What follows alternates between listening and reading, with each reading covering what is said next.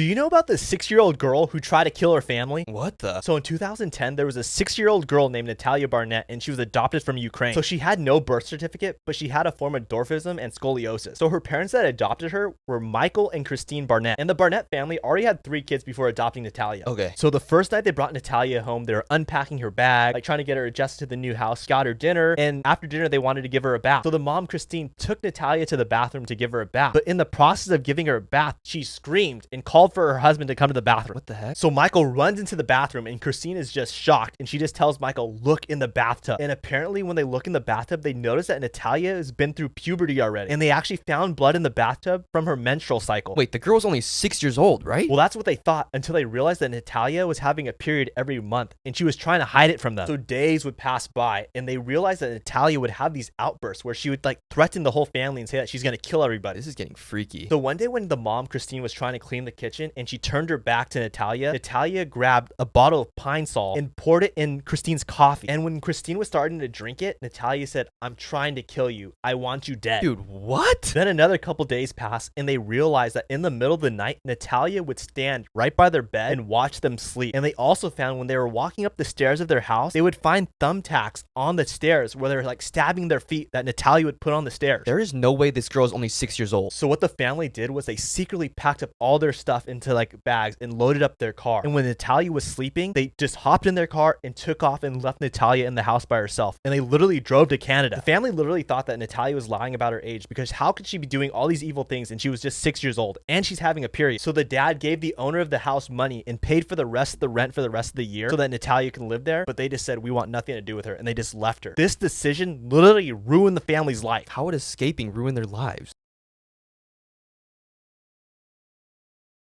There's a really sad theory about Eddie Munson. Eddie is literally one of the best characters in Stranger Things, like in the entire show. Yeah, so Eddie was introduced just this season, and he's definitely a fan favorite. But there's a really dark theory going around that Eddie is actually going to die. What? Okay, so look at it like this. In every Stranger Things season, we get introduced to a new character that plays a large role in the story, but then they get killed off before the season ends. So in season 1, we get introduced to Barb, and we all know what happens to her. And in season 2, we get introduced to Bob Newby, who's Joyce's boyfriend that's a little bit nerdy, and he calls himself Bob Newby, the superhero. And he ends up getting killed by the Demodogs before the season ends. They did Bob Newby so dirty. I know. And then we're introduced to Alexei in season 3. And Alexei started off as evil, but then he helped them trying to stop the Russians from opening the gate. But just as soon as Alexei started to have a good time and get comfortable, he got killed off. Now in season 4, we get Eddie, and we could tell the kids really like him, but there's actually a specific line that foreshadows his death in season 4. What line? So when Eddie is talking to Steve in the Upside Down, he literally tells him that he's not a hero and he's not a fighter, and whenever he sees danger,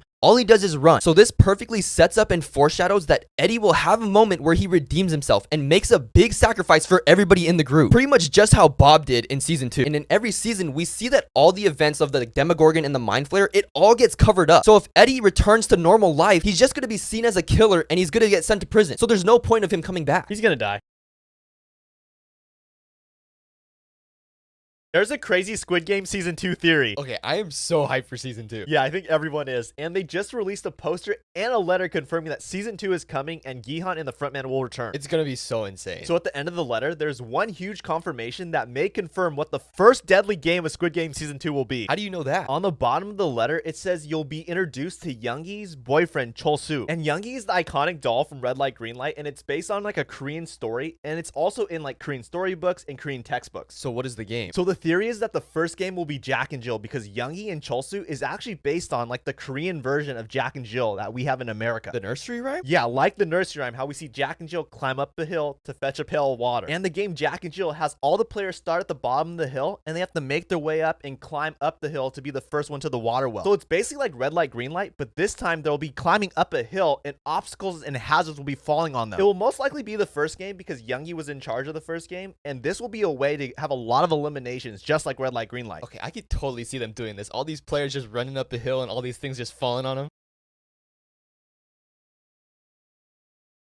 There's another crazy Stranger Things theory about Will. Is it about his painting? Because he's definitely painting it for Mike. No, but we know that Will was possessed by the Mind Flayer and kidnapped by the Demogorgon. But there's a theory on how Will survived in the Upside Down and Barb didn't. Ah, poor Barb. So we know that music is what connects the Upside Down to the real world because we see that it saves Max. But I saw a Reddit post and there's a theory that it actually helped Will too, but he just doesn't know it. How? So in season 1, we see Jonathan introduce Will to the song Should I Stay or Should I Go? And clearly he really likes it. And when he gets put in the Upside Down, we constantly hear him singing it, but we never see or hear Barb singing her favorite song, and she died right away when she got put in the Upside Down. Barb definitely didn't survive very long. Yeah, and when everyone is trying to locate where Will is, Eleven is able to use the walkie-talkie to find Will while he's singing the song. And we also see that Will is able to use Should I Stay or Should I Go to communicate with his mom. But we also learn in season 4 that Eleven sent Vecna to the Upside Down in 1979, 4 years before Will went missing. So that means Vecna is there with him, but can't reach him because of the music. I mean, it seems like music is a big part of Stranger Things, like even like the Never Ending Story song. Oh, there's a whole other theory about that.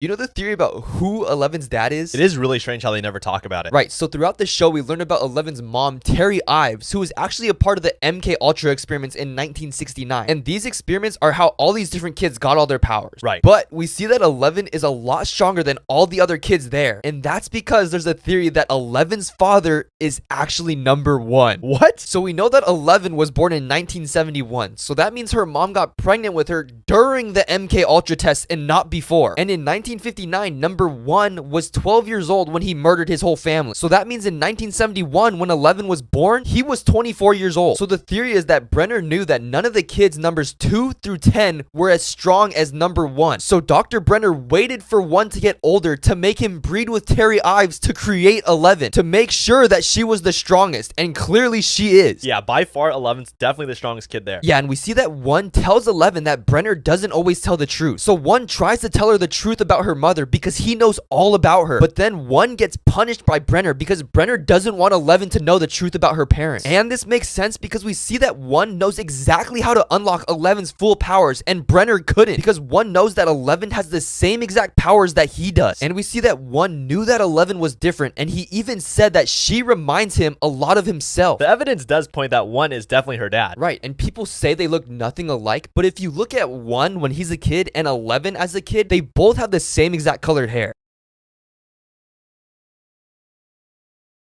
Sorry, bro, I almost forgot. Alright, good night, bro.